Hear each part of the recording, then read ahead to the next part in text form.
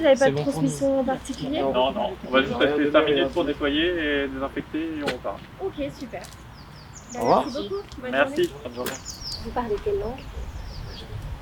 Pachtou? Et français? Ouais, visiblement.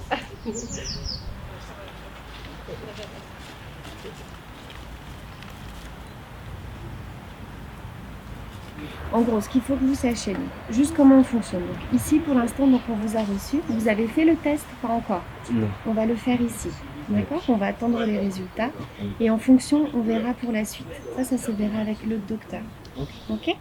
Les personnes qui arrivent dans un centre Covid+, pour la majorité des cas, sont des personnes qui sont dans des centres d'hébergement d'urgence et de fait, des personnes qui sont à la rue. Suivez-moi.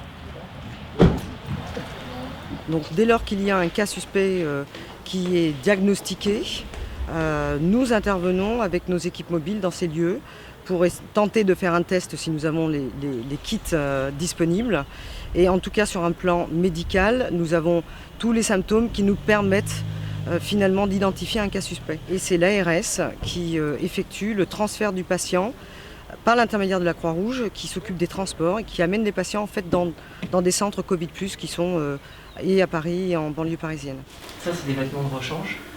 Quand vous aurez pris votre douche, vous mettrez vos vêtements à l'intérieur du sac plastique. On repasse juste tout à l'heure. Le temps que vous ayez pris votre douche, après le médecin ne va voir. Il y a un volet social et un volet paramédical, médical. Donc on va faire une surveillance des paramètres vitaux, tension, température, saturation d'oxygène, donc c'est pour voir si les gens respirent bien.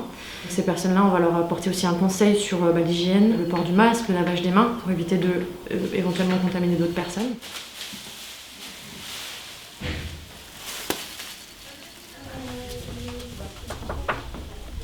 C'est le médecin et l'infirmière?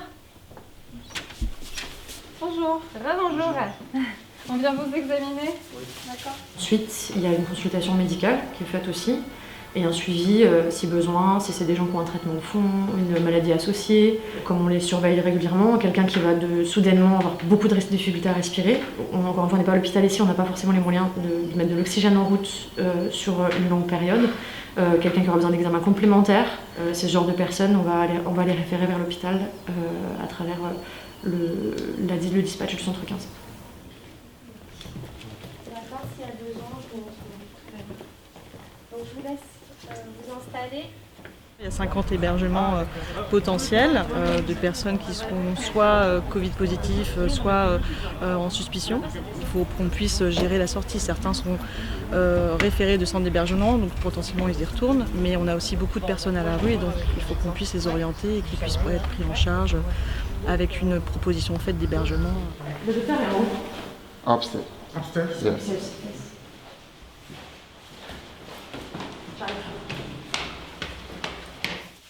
Il y a un monsieur du 18 qui vient de sortir de sa chambre. Il dit qu'il ne se sent pas très bien, c'est le jeune Damien.